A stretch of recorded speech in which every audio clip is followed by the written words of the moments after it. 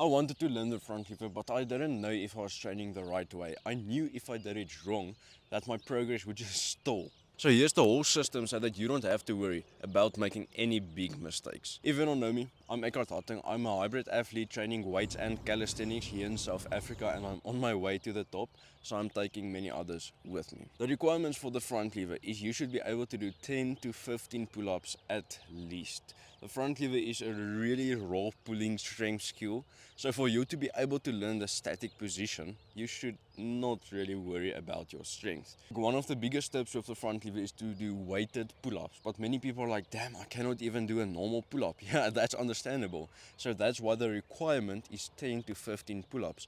If you didn't see my previous video on the weighted dips, this is where you can train weighted when you start getting 10 reps. So when you get 10 reps, you can use 5 kg. When you do 10 reps of 5 kg, you can use 10 kg pull-ups. Does that make sense? So that's why you need a minimum of 10 to 15 pull-ups. So for the front lever form, you need to retract your scapulas, you need to depress your shoulders, meaning pushing them down. You need to squeeze like every single muscle in your body. The idea is you need to bend the bar as your mental cue, but you should literally, like I said, squeeze every single muscle, your glutes, your abs, your quads, point your toes. Literally every single fucking muscle should be squeezed. This is how you activate the muscles that's needed for the front lever. So now when it comes to the progressions, like every single video you see online will talk about the progressions. But how do you actually go in between progressions? Like this is the hard part. You get the tuck front lever, you need to go to the advanced tuck. How the fuck does that happen? Because 10 seconds is like the requirement, right, for you to start training for the next progression. But it doesn't equal the next progression. It doesn't make sense. You only start training for the next progression. So when you get 10 seconds of tuck front lever, 7 seconds can also work. Like if you really want to start training for it, you should do band assisted. Like you remember, it's a pattern that you learn your body. Band assisted of the next progression. So advanced tuck is after the tuck. Band assistant, get like 10 seconds with it, then you can start training without the band. It's really simple. You can also do pull-ups with the tuck, pull-ups with the advanced tuck once you unlock it for the one leg. It's really, really simple. Pull-ups and banded to get the hold. Okay, but also strength training, like I said, the weighted pull-ups. When that strength gets more, your progressions just feel easier basically. What are the progressions? You start from tuck front lever raises, tuck front lever, advanced tuck front lever, one leg negatives, straddle negative, straddle, full front lever negatives, and the front lever. Really simple, but like I said, in the in-between progressions, you can mix in pull-ups. Like, I couldn't do straddle pull-ups when I was training for the full, but when I was training like the full negatives, I did one leg front lever pull-ups. That helps. So you can just mix in pull-ups in any progression that you want to, honestly. Online, there are like 3 training ways. We're just gonna focus on the frequency one right here. Frequency is like the amount of times that you train. With the handstand, you can train it like every single day, maybe twice every single day. It's a balancing skill, not a strength. This one is also required a significant amount of frequency, but you start at the low end. So you can start at like 3 days a week, but then you can move it up to 4 or even 5. But please remember, do not go to full failure every single session, because then you will fry your CNH. It's like your pattern learning ability system. You will fry that shit. So really, do not go to failure every single session. Like this is also one of the things I teach in the course that I will sell. You can just go check it out. Always train skills at the beginning of the session. I don't care if you want to learn 2 skills, if you are doing weight training as well, weighted calisthenics, hypertrophy training with literal weights, strength training like bench press, squats, what the fuck ever. If you want to learn a calisthenic skill, you train that thing first. Like if you want a muscle up and the front lever, you want a handstand and the front lever, you train the one you want most first. Then the second one you will probably progress slower in, but you only want one skill more than the other at one time. Like it's really rare that it's 50-50. Choose a skill that you want the most right now, train that one first every single session.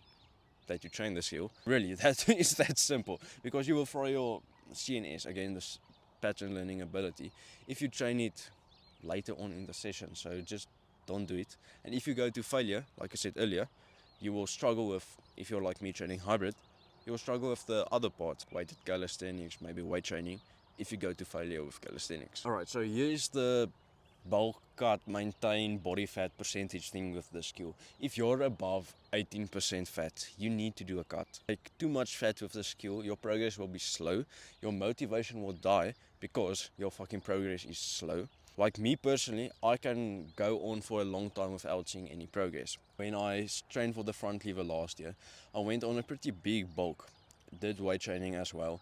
I gained 10 kgs in like, it was 5 or 6 months. Then I lost like 3 again. My progress, I was literally making zero progress. I maintained all of it with the front lever for months, but I kept on training it. But when I did the cut, holy fuck.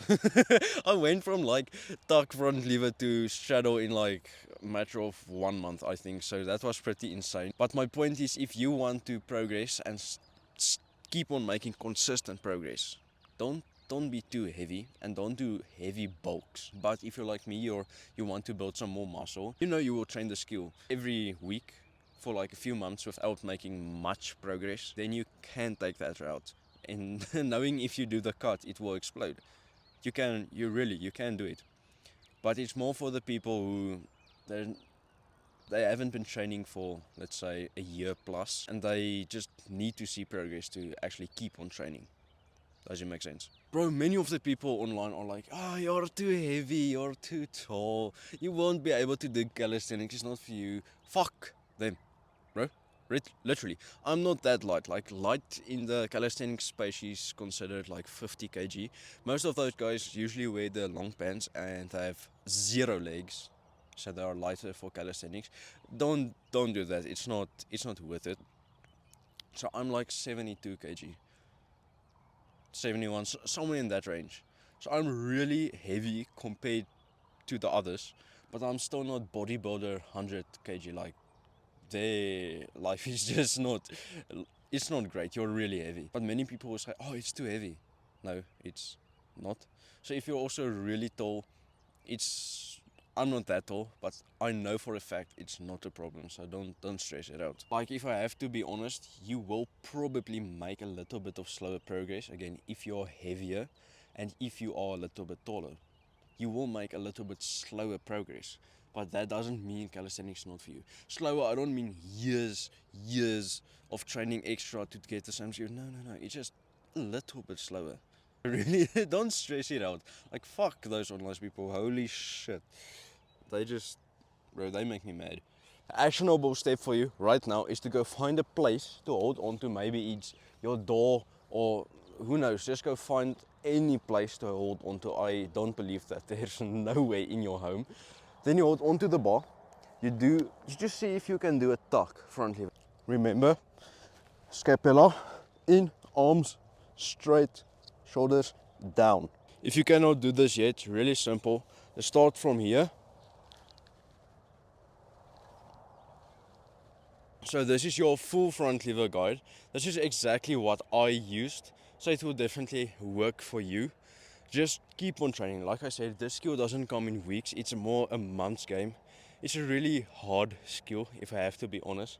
It is not an easy skill. Like, it's nothing compared to the muscle up. The muscle up's easy, okay? The muscle up is easy compared to the front lever.